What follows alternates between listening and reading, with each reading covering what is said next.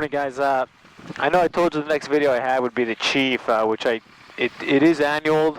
Everything's good with it. I did fly it. It flies great. The only issue is the left brake has kind of seen the end of its life. So before I do a full in-depth video of the Chief, we're gonna get that fixed, and then I'll put a video up on that. But it flies really, really nice. It's a really nice little airplane.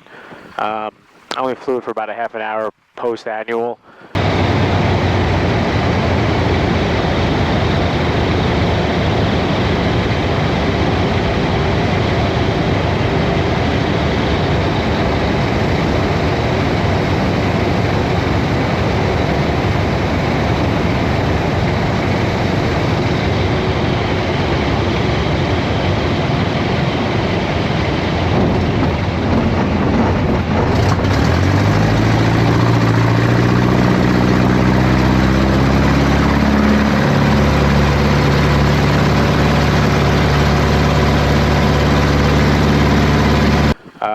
But it's a lot quicker than the Cub. It doesn't get up and go as quick as the Cub because it's got more of a cruise prop on there, but once you're up there, it's significantly faster than the Cub by probably 20 miles an hour or so. Anyway, I got to go fly the Airbus later today, so this will be just a quick morning run around. It's pretty outside. You can see my carb heat is on. The humidity is like 95%. It's like 45 degrees out, so this is really, really good time for carb icing. So I'll just be aware of that. And you're probably wondering why I have blue painter's tape over the altimeter and the airspeed indicator. And that's just, I don't know, every couple of months I like to go out and cover that up and just kind of practice. And that's what's great about the Cub is, you know, when someone's sitting in front, I can't see that stuff anyway. So it's kind of a good practice just to be one with the airplane and kind of feel the airplane. The one gauge I don't have covered up is the oil pressure. As my old flight instructor used to say, without oil pressure you don't have anything. What's nice about, like, you know, any small single engine airplane, you can really tell what the wing is doing based on how the mushy the control feels, and how much throw is required to turn the airplane. And the Cub, if you're getting close to stall, the door's going to come up on you. So you have all these different cues, the slipstream, the RPMs, all that stuff kind of tells you what your speed is doing. Flying Liberty traffic up departing 19, flying Liberty departing to the northeast. Like I said, it's really humid out, so I'm going to keep the carb full hot until I'm airborne and everything's running smoothly, and then I'll go ahead and put it in. And again, people ask me what I rotate out at the Cub. It flies when it wants to fly, so that's kind of just is what it is.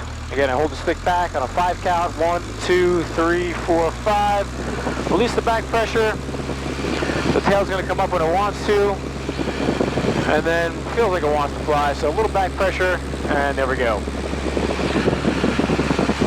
And carb heat in.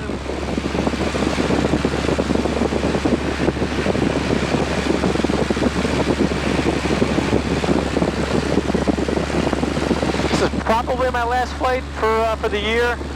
I don't know, we'll see.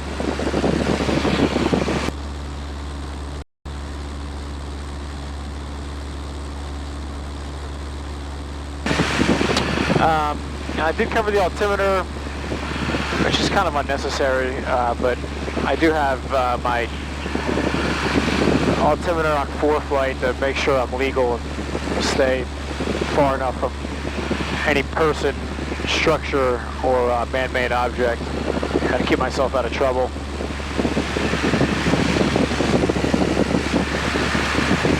So the first thing I did in the pattern was just power off 180s. I aimed for the numbers first, and then I aimed for the piano bars just to kind of get into the groove here before I went out to the other airports. Power off 180.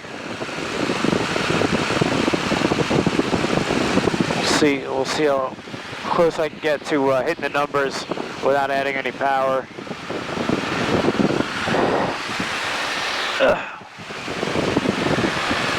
South Jersey traffic number 94270, taxiing from the east ramp over to main ramp, South Jersey.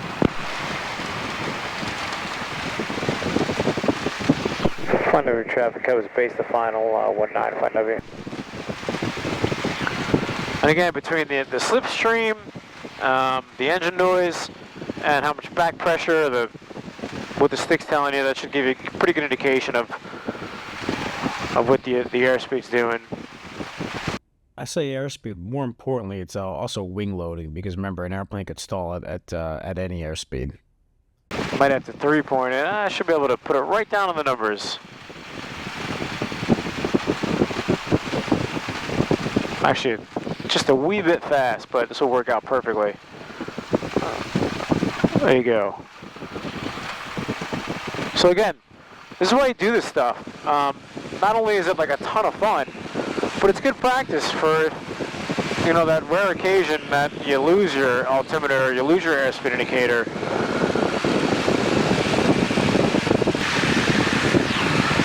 Alright, this time I'll try to land right in the piano bars, so I carried a little bit of extra airspeed last time. Let's see. Alright, smoothly bring it to idle. And right for the piano bars. Flight W traffic codes base to final 19, Flight W.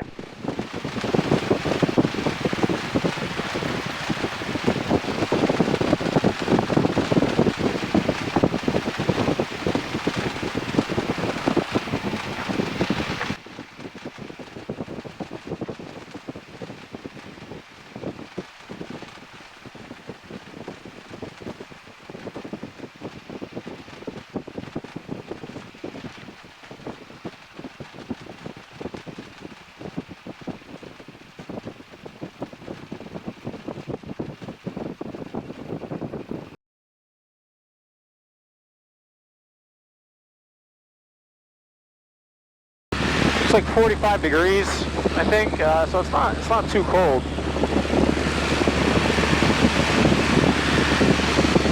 But I'll come in, go to Allen's, I'll do a landing here.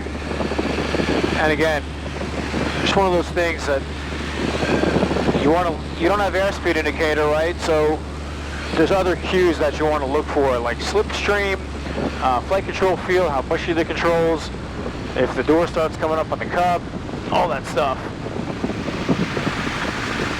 And that's kind of what makes this airplane so much fun to fly is, you know, you get a little bit of time in it and you kind of feel like you're one with the airplane. And also, stuff like this is good because I've had a couple times where the little pitot tube cover got stuck and I have no airspeed indicator. I'm not going to abort the takeoff. The airplane doesn't know that the airspeed indicator is broken. It's going to fly when it wants to fly. Alright, the wind's coming from the west, so I'm going to enter 45 and the right downwind for 22 at Pemberton. Pemberton traffic, yellow covers on a 45 and the right downwind, runway 22 Pemberton.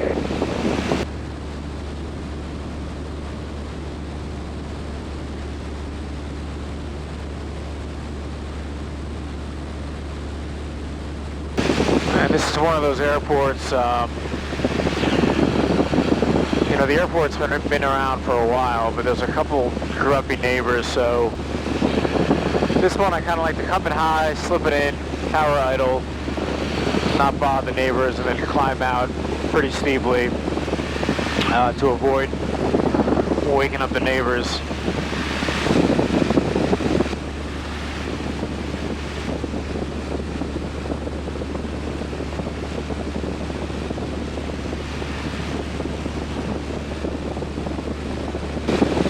You know, also another reason why I do power up approaches, no airspeed indicator. You can fly by RPMs, but if you're doing a lot of power up 180s, then it's the same kind of seat of the pants feeling, the same kind of maneuvers. It's one less thing you have to worry about is the RPMs. It's bring the power to idle, look outside, put the airplane down where you want it, and getting a sense of what your airspeed is based on what the airplane's telling you. Again, you gotta be careful when it's cold out.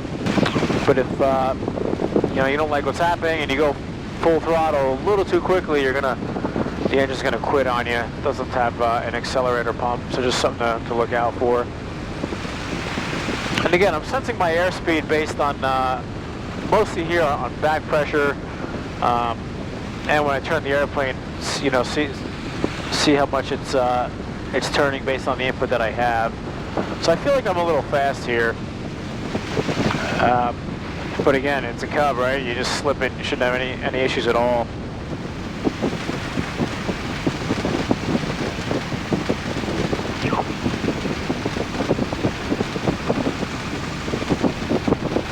Alright, got it made. Put in a little bit of a baby slip.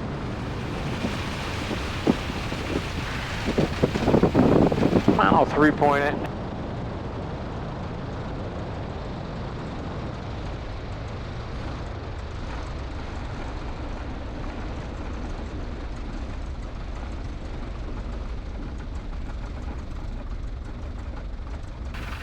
Alright, so there was just a tiny bit fast, and a couple clues were obviously required less back pressure. I felt like I heard that it was fast because the Slipstream, which in the Cub is really like probably the biggest cue you have, more than the feeling of the elevator, because that's also based on trim, is the amount of rattling that you hear in the airplane. You push the nose down and go up to like 90 miles an hour, and this thing sounds like it's gonna fall apart. So that's really a big cue, is the Slipstream with the Cub.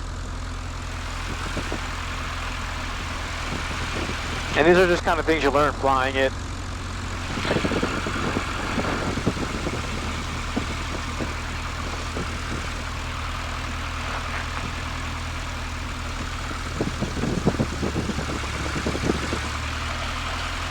It's really wet over here, so I'm going to cut it just a little bit short.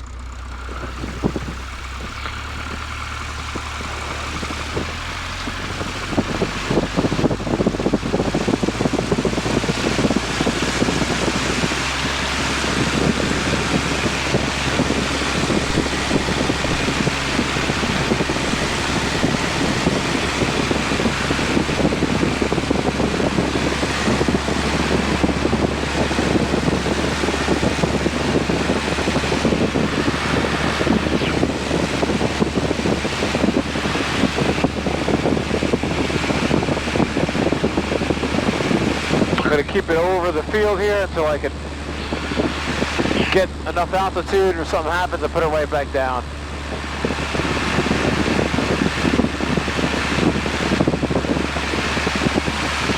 It's kind of the thing here is flying around a lot of these areas. It's not so bad in Jersey, but a lot of these places where these airports are like right in the middle of large developments or like strip malls and stuff, you always want to give yourself a way out.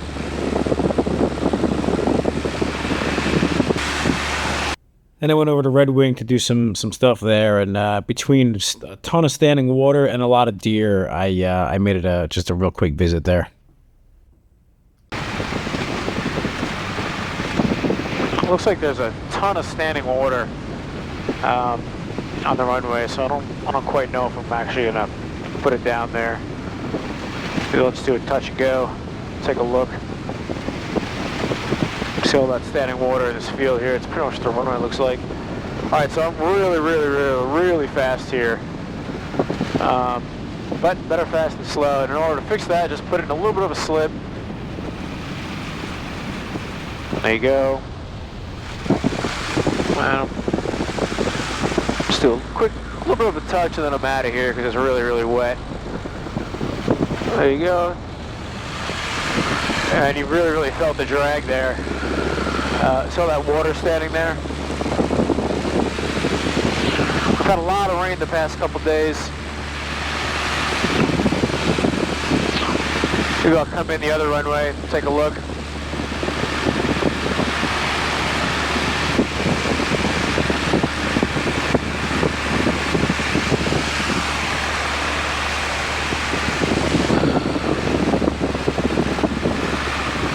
See what this runway looks like here.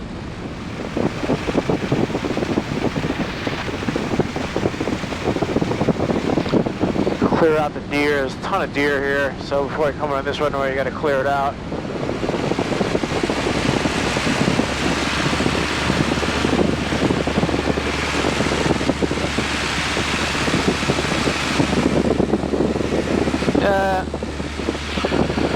There's actually a lot of water right there too, so I'll go back to Allen's, do something there.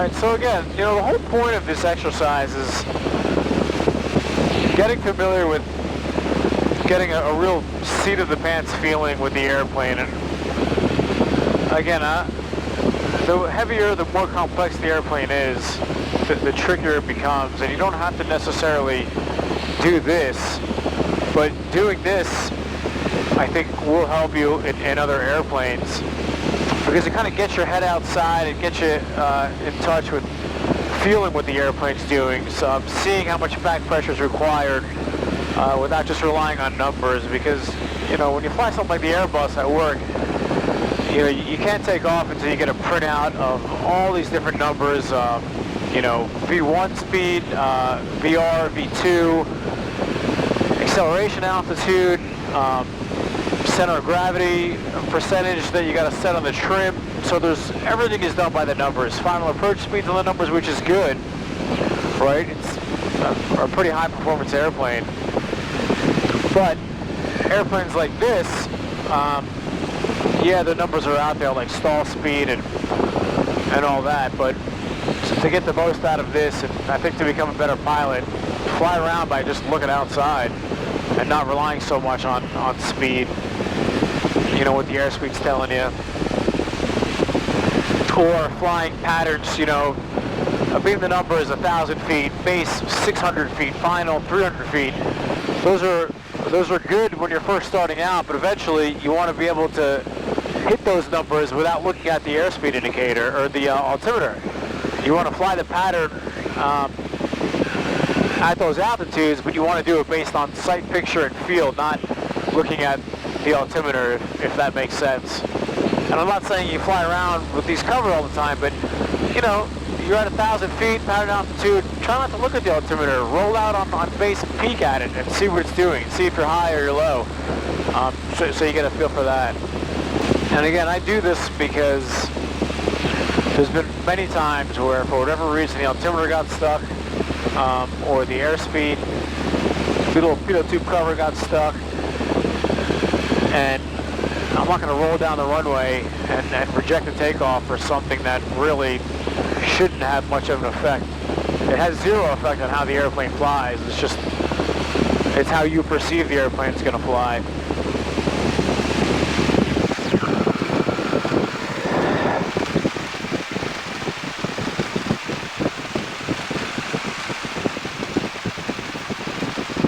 This looks like a pretty good glide path. I feel like I'm pretty much on speed.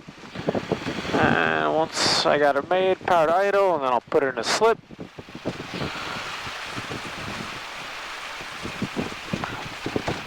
And I'll 3-point it here.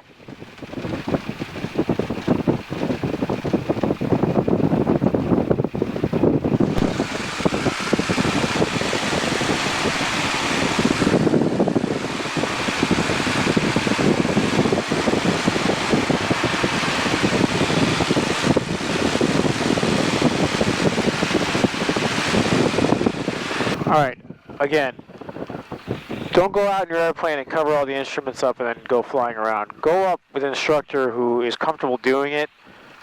Take off, you know, fly around, and then start covering up some instruments just to get a feel for what the airplane's doing. Or, you know, fly around and have the instructor tell you, hey, all right, fly around what you think is 80 knots or 90 knots or 100 knots, and put the airplane there and take a guess and see what it is, and then actually look at the airspeed indicator and do 80 knots and see what the RPMs are required for that, and kind of listen to what the airplane's telling you at that RPM or at that airspeed. Listen to the slipstream, listen to the vibration, all that stuff. I know it kind of sounds silly, but those are really the things that I think will make you a better pilot. And again, this is a Cub, so it's a lot different. The Cub is as simple as it gets. It's really, really easy to fly, especially if you cover up the instruments. You could fly this airplane based on the sound of the engine or the sound of the slipstream. But I do think doing it makes you, well, not only make you a better pilot, but again, if something does happen, you've seen it before, right? And you know that the airplane's going to fly whether or not the airspeed works or not. And it's just something to kind of keep you motivated. Maybe if you haven't done it in a while and you're kind of bored of doing the same old flying around, just mix it up a little bit and do that.